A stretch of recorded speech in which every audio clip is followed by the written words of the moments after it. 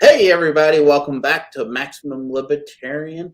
We're doing two little YouTube videos tonight. As you saw, the first one was about Glenn Youngkin, and now this one is about Dean Davison's race for House of Delegates in the 19th district. Let's see. So I guess if you want to talk about it, Dean, go ahead.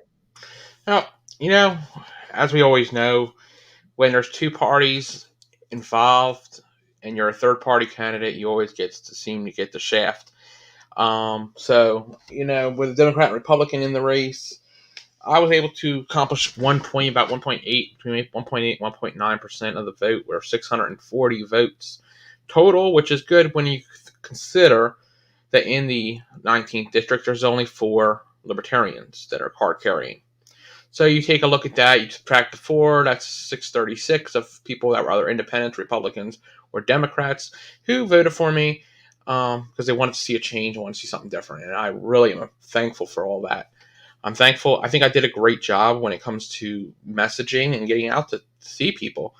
But it's always challenging. One thing I learned is I will never be upset or angry with my results because I've pushed a message of liberty forward, and that means a lot to me.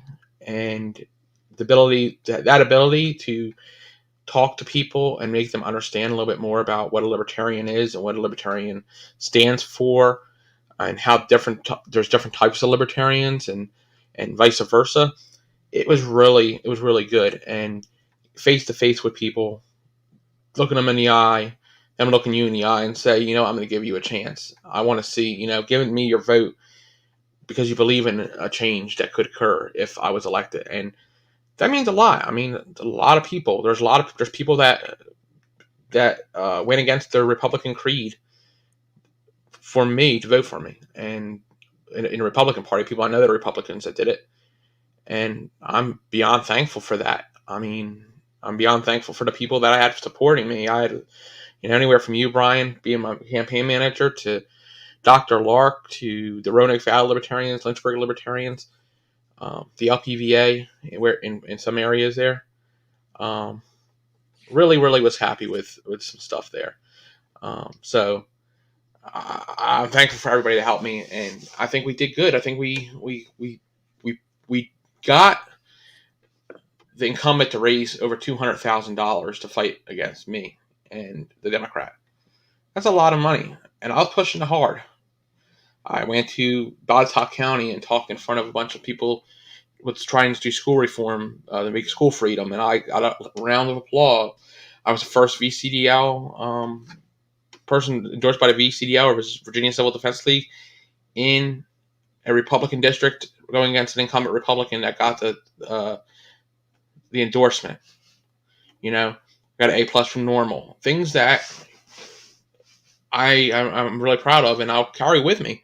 The biggest thing is, we might not have won overall, but it has my name out there. My name's out there not only because I'm a first responder, but my name's out there now in the political scene and in the eyes of people.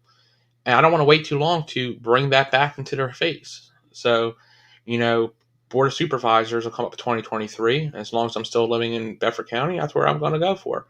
I think we have the option to create more freedom for our people and stop allowing the bureaucratic ways that are in these counties and in these state areas. We got to start local. And something I've learned even more being a candidate is it's exhausting, it's tiring, it's hard work, but it's worth it because at the end of the day, I set out to get my ideas out to the people. I didn't screw that up. I didn't make a fool of myself. I went out professional, and I represented the party and represented the movement of the libertarian movement very well, in my opinion, and among a lot of other opinions. And I'm proud of that accomplishment. Right. All right, let's pull up these numbers here. If you want to go over exactly what this is, this just the entire thing, Yeah, correct? I broke down into actually locality. So as overall, I got 640 votes. 1.82% of the vote. Terry got under 60. I mean, under 70, under 80%, which is good. Democratic White didn't make 25. So both of those are good things. Basically, Terry Austin never ran up against anybody since he's really been in office, except for the first year. Here you see in Allegheny, 1.41, 1.62 in Bedford, and where I did the best, believe it or not, 2.17% was in Botetourt County. Botetourt County, I say that is because getting involved with that school rally and the school board people and the people that believe that my opponent was a rhino. And let me tell you, people, some people that are out there, not on me, but some people out there that do not like the incumbent went out there and put signs with rhinos on it next to all his signs. Unbelievably funny. But we can break it down per precinct here. What precincts did I do good and what precincts did I do bad in? So you start looking here, 1.41 total, absentee 1.27.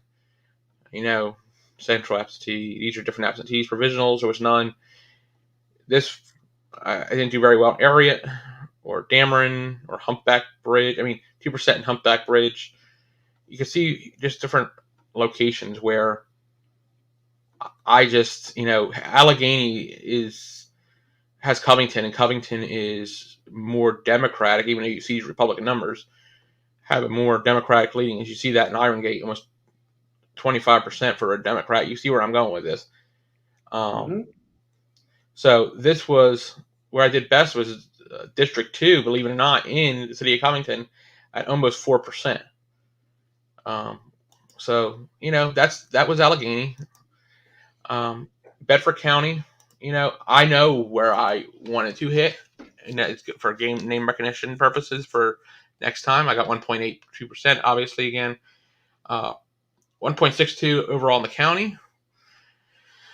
Absentees, 2.25% of the absentee ballots. Let's see. Provisionals, none.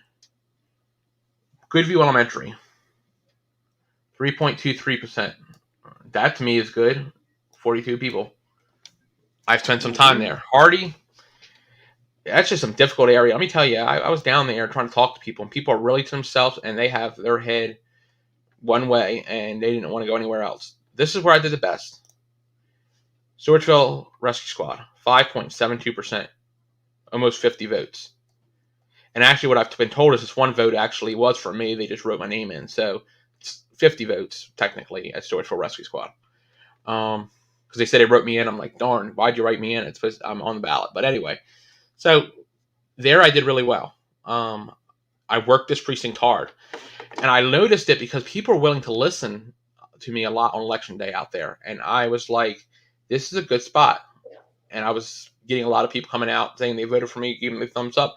And about the amount of people told me are about the amount of people that came and voted. So they're honest to me. Mount Elementary, 1.47.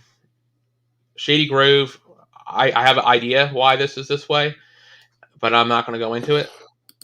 What was Shady Grove again? 5 votes with 0.51%. I have an idea on why that was, but I'm not going to go into it on this. 0.90 in Welcome Center, which is kind of weird. Welcome Center was that's a weird place. Usually that's decent for us. Good Rescue Squad. I wasn't too thrilled with that either. Bedford Central Library did okay. So that was Bedford and Botetourt, which where I did the best, which was, like I said, kind of odd. Some absentees here. Let's see down here. There was 3 provisionals, all for Terry Austin. Daleville, 2.41%. This is another good one. Greenfield, which is to the east of Daleville in that area. Almost 47 votes there at 3.69. Blue Ridge was okay. Rainbow Forest was decent. Same with Buchanan. This is kind of a statement, Buchanan, because this is where the incumbent lives. So to have 2.38% of the vote, or 26 votes from his own uh, district, his own voting location is great. Mill Creek 2.47%. So I was averaging 2.5%, really a whole lot here in Botetourt County, and 2.89% Fincastle. That's where I spoke. Troutville, Cloverdale is close to Roanoke County. I don't think we really didn't push much there. There's not a whole lot of votes to be had, but your Troutvilles, your Fincastle, your uh, um, Stewartsville Rescue Squad, and Goodview Elementary School were the four top that I got out of them all. And I'm going to go here to Covington real fast, just because I really never really looked into this too much with Covington. But 1.8, 0.28. You see here, one person voted for Wendy here, so she got 100% of the votes there. Precinct 1, I remember Precinct 2 was, or 3 was the best one I had. Let's see, 2.75 in Precinct 3, 1.98 in Precinct 4, 2.12. So I was averaging between 2 and 2.5% in all of Botetourt County. Now, why did I do better in Botetourt than I did in Bedford? I couldn't tell you. I mean, that's something that was kind of interesting to me. But I think it has a lot to do with I was in a group on Facebook with Botetourt Independents and Conservatives, and I put a lot of my information there. It was a really good group, really big group. And I knocked into there and got my voice into there and got debate a little bit with Terry in there. And I think between that and speaking in front of the school in the VFW down there helped my percentages there. You know, everybody say 3%. Well, that's not great. 640 votes is a lot of votes. There's libertarians that can't even do that. I mean, I think the highest was Tim Lewis that got it out of everybody in our that ran, and he's closer to Richmond. Mm-hmm. So I know based on my location that I did better than any other. I don't think I already libertarian ran, but I know they had a Green Party person run, and they were like getting 0.5% and stuff like that. So I know I did make a dent, and like I said, what it will do is give me that name recognition to run for a smaller office. And people know in my district, that's the guy that ran that has good ideas. He could do something at county level for that. That's where I'm going. That's where I want to do 2023. I think one you've really got to focus on as a Libertarian Party. I think we've got the winning ideas. I think we've got that's really it. I think we've got winning ideas. But there are things about the Libertarian Party that needs to be changed. We don't have enough people that come out. Too many people sit behind keyboards, and they don't come out and do two things. I always say this. I'll say this in an official capacity or unofficial capacity. You either get out and help the candidate, or you donate money. Because if you're sitting on your ass and not doing anything, you're not helping nobody. You're not helping the party get forward anywhere. And I think there's one of our biggest problems, and one that I will address specifically when I'm done being chair and I'm in the affiliate support committee, is to build these affiliates up, because we need to tighten up and have a way that we have more people to help us out when we run for office. I mean, we have too many. We have too little for what we have. Well, I think in the end of the day, I think that's honestly where I was going to go with it. Is we get individuals who sit behind the keyboard, who will walk and sign your paper, or you can talk to them. They'll say, "Oh, I love your ideas. Terry Austin is horrible," or name the Democrat, they're horrible. But when they get into the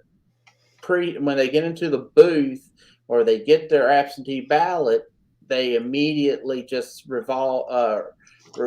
just go right back to the default of voting for the Republican or the Democrat. And that's not name names because I don't get anybody in trouble with people, but the Republican lady I had in Botetourt came through very well for me.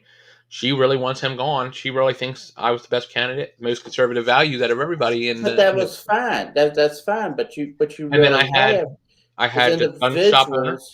But once again, you have individuals that will profess that they love liberty, that they love freedom, but when they get offered freedom and liberty, they will resort back to what they know, and that is living on their hands and knees like dogs. And it's time for the voters. Yes, we've got to hold the candidate and the elected officials, uh, hold their feet to the fire, and if they don't do well, you must remove them. But we've got to start calling them out, and that who's putting them in power? It's straight up. It's the voter. Yep. You know that. Look at the guy over in California, Eric Sawali, I believe his name is. He was having an affair with a Chinese um, spy, or they have a lot of stuff. He's on the investigate. He's on the internal, like the stuff with the where he should not be. He's on a committee with that type of stuff, and this is disgusting. And then when it's brought to the voter, they just vote him back in. They know how Nancy Pelosi's stealing money. She goes up there with peanuts and pennies in her wallet, but she's now standing on multi-million-dollar AOC. You go down the list of all these Republicans, and let me just say this real quick. At least when they're getting paid off and bought, you know what I'm saying, by these big mega corporations, they've got something to show for it. They got multiple homes like Bernie Sanders. They've got a whole bunch of money in their bank accounts.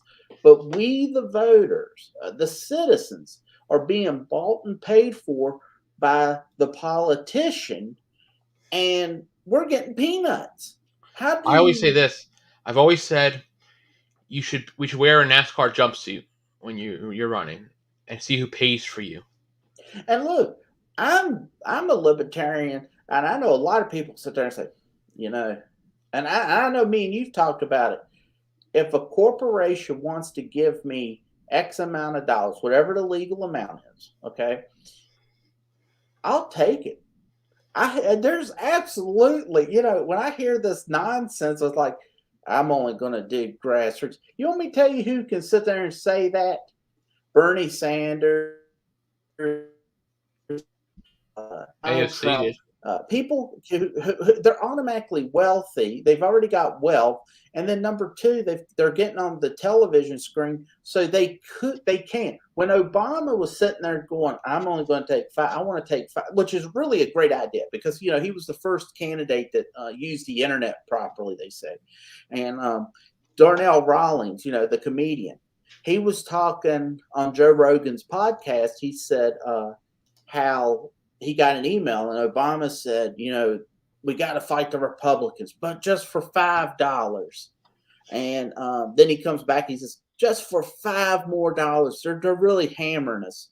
And then Michelle Obama shows up. My husband really needs your help. Please, for $10, help him out. And then Obama comes back with this mega pusher, like, give me $20, $25 to really hammer it home. But he was really smart with the way that he did it. And once again, he was on television everywhere. He's getting the name recognition. You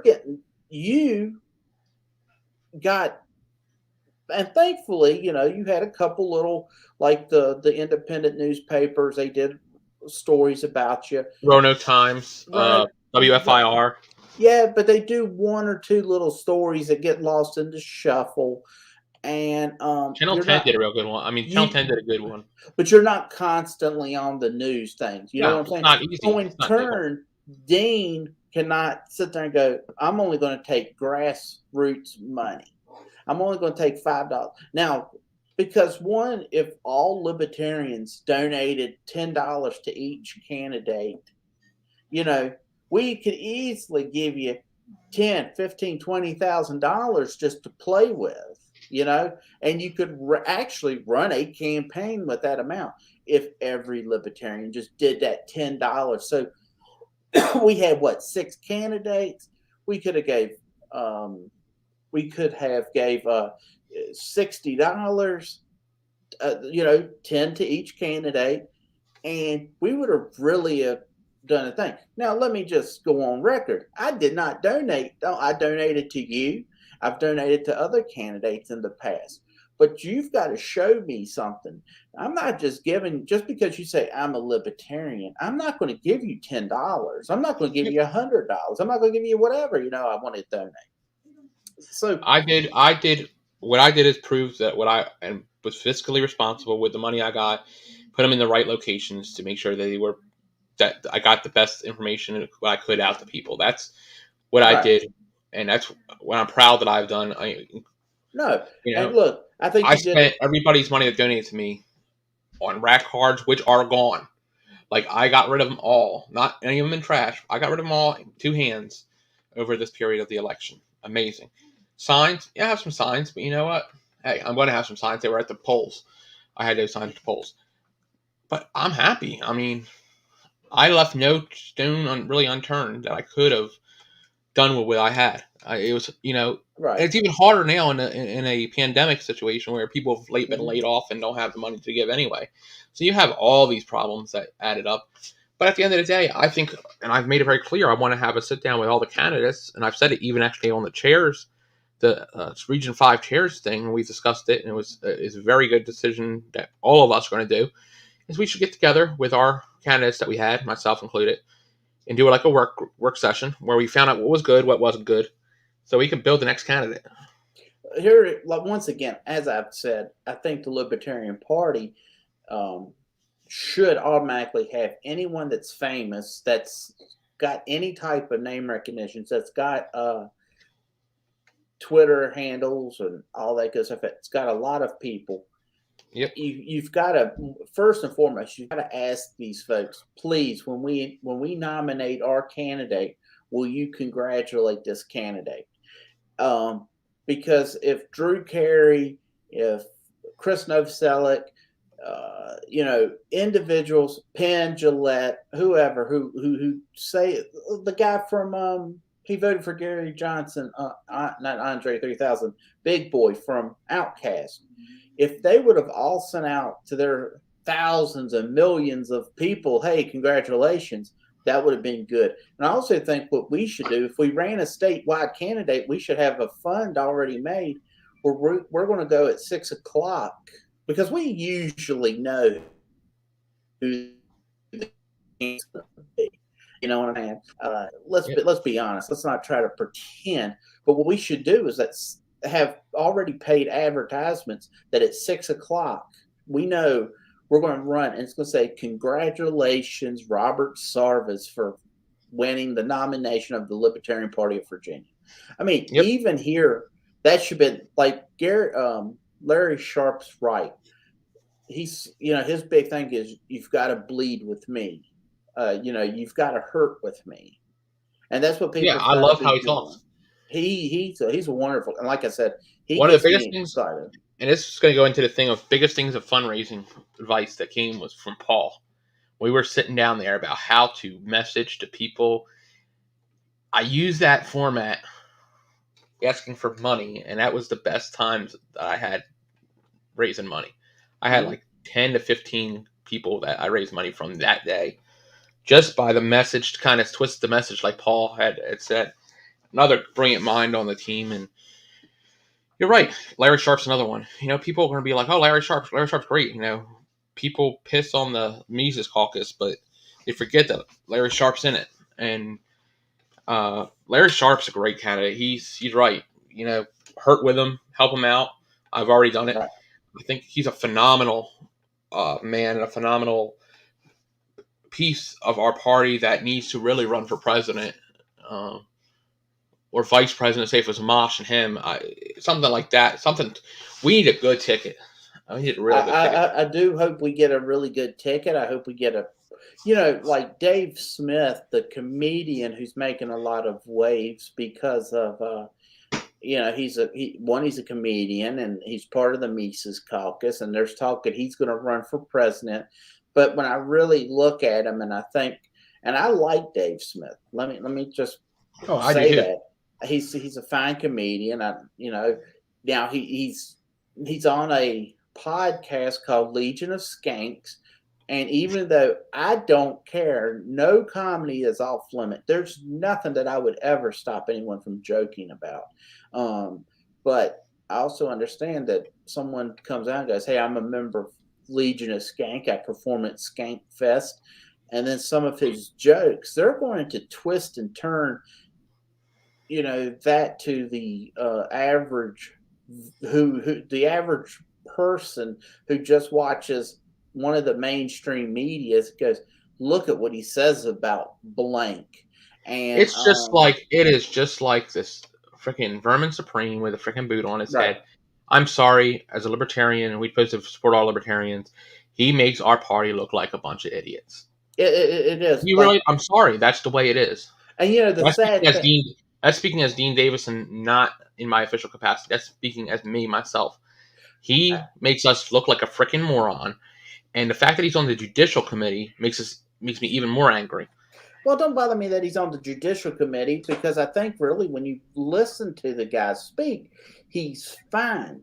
But it's almost like when walking into a room. If I walk into a room and I'm unshaved, my hair's all a mess, I've got my clothes is disheveled, like I've slept in them. You're not, even though I say something really good and the right thing, the correct thing, people won't take me serious. So I think for individuals, I think what the Libertarian Party needs is truly a fashion coordinator who comes and looks at someone, looks at their clothing, look at the way they hold themselves, and like even say, you need to fix this. People have got to, I mean, just little basic things like that. So when you see Vermin Supreme walk in there with a boot on his head, you don't automatically turn it off. And you're right. So in turn, you don't want to turn it into a joke. Now, the thing is with Dave Smith is he's going to bring like Tim Pool and Joe Rogan. He's got a lot of stroke. So then at the same time, I want to sit here and say, do I give up? I can't tell you. Look, Justin Amash is a fine guy, but I haven't really watched him and went, wow, what a speaker. You know what I'm saying? It was like I'm talking about Winsome Sears.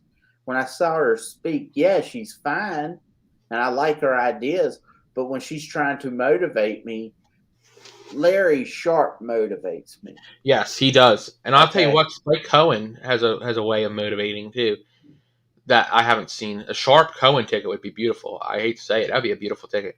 Because I've watched enough Mm-hmm. of the intellect of Spike Cohen is there. Like, he a perfect in a yin yang. He'd be the perfect person for Larry Sharp to have as a vice presidential candidate.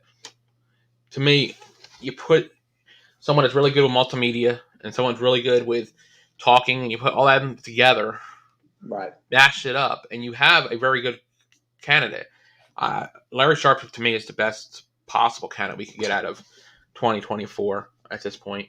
Um, Anything Mm-hmm. less than that, I think we're selling ourselves short. Um, and if we don't get a decent candidate, I mean, Joe Jorgensen. Nothing against Joe Jorgensen, she did a fine job, but nobody really knew who she was. And let's be honest, Joe Jorgensen was boring. So not only has she been handicapped by being this pain, she was like Caesar. Caesar got handicapped because he came in and he ran in a in a during a pandemic. We didn't know what exactly to do.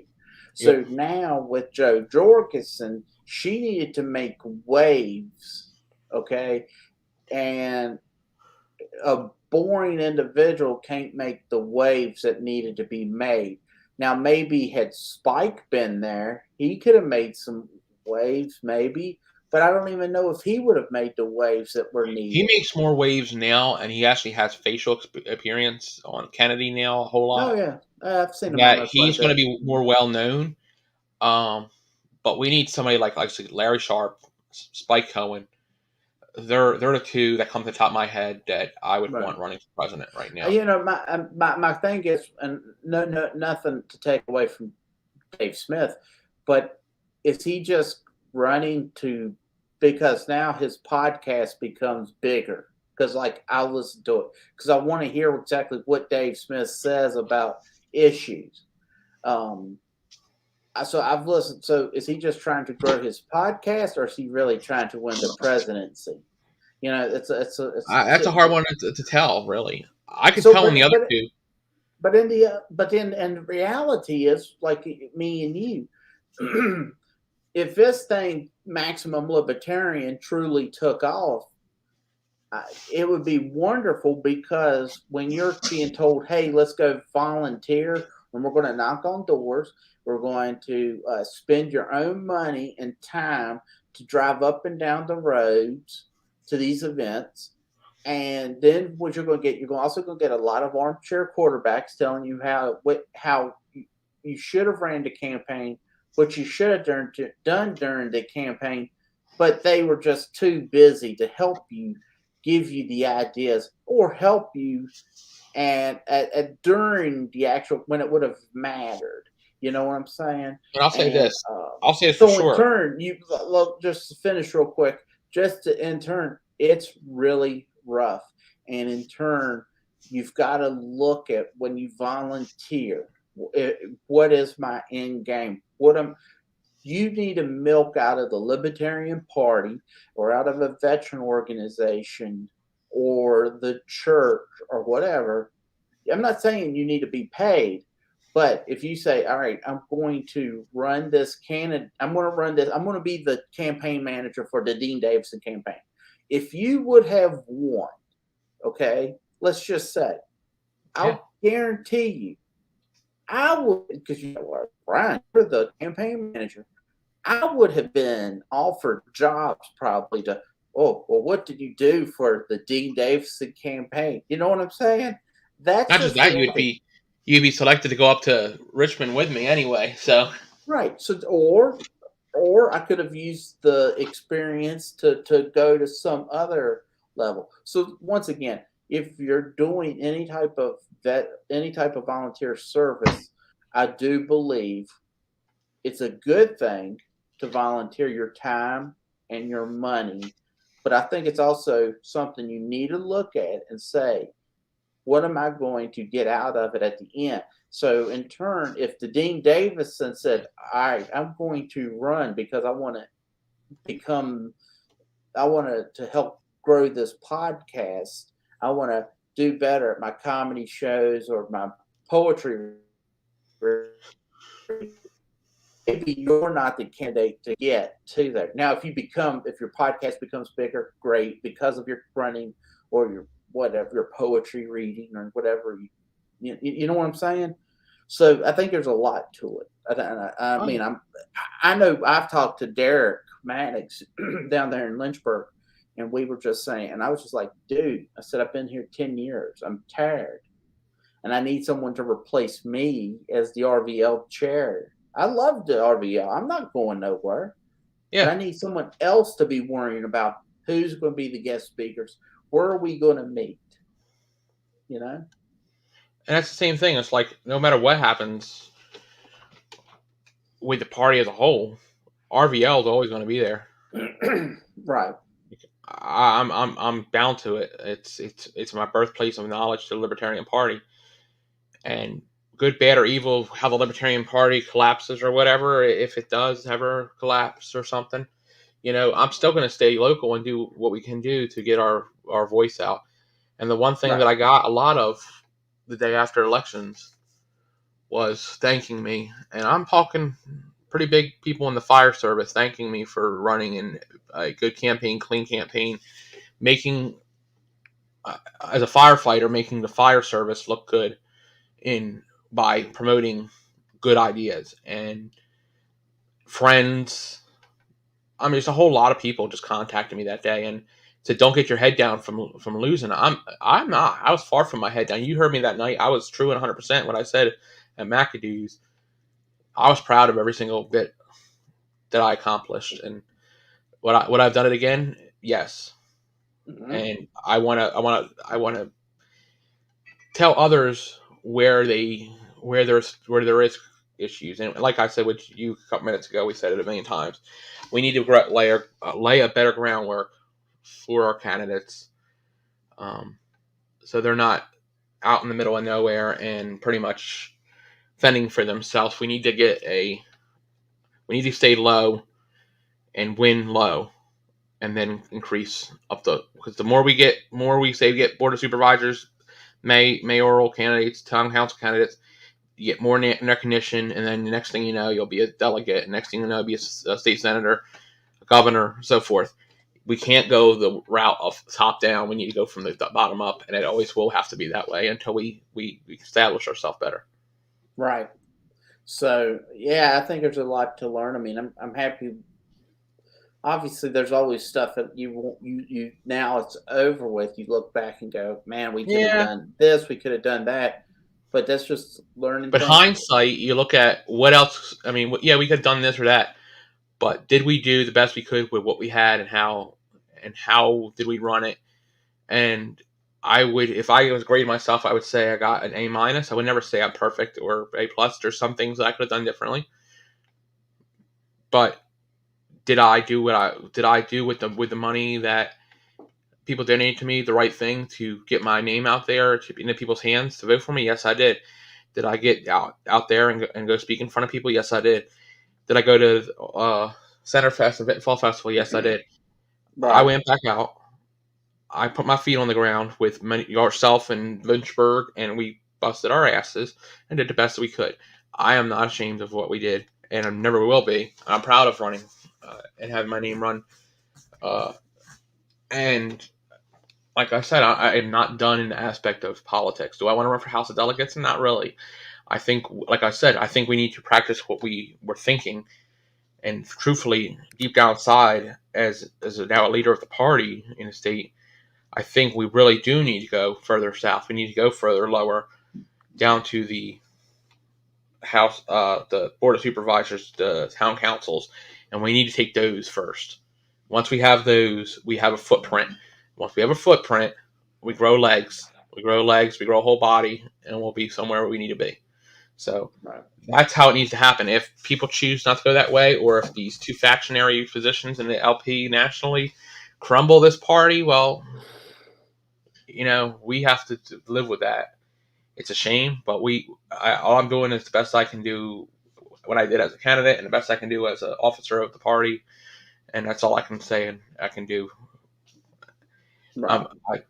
It was exhausting. It was a long trip running, but it was worth it at the end. Just to see people didn't have to vote for me; they voted for me because they thought I had good ideas, and 640 people did that. So 640 could double next time. They tell their friends, "Hey, next time you need to vote for this guy if he's on a ballot." It's word of mouth, and the more you interact, the better you are. And we'll do that with the affiliates. I think that's something big we need to do. Outreach more with the affiliates. Find different ways other than the original things we done to get out there and in depth more. Like the chili cook off that was up in Sedalia.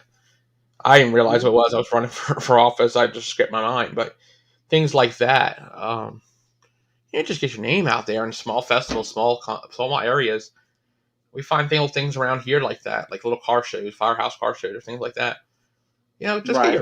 get your feet in the door with all the people you can get your feet in the door with, because the more people that know you, the better off it is if you decide to run somebody, or the better off you are as a volunteer and an Right. activist.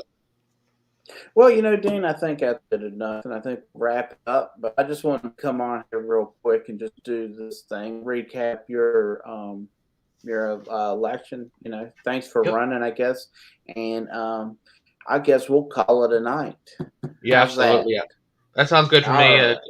Appreciate everybody, including yourself, on your work and helping out the campaign. And anybody that did help me or donate to me, that was very appreciative, and I'm more than appreciative of it. So Right. I want All to right. So until next time, I'm Brian, And I'm Dean.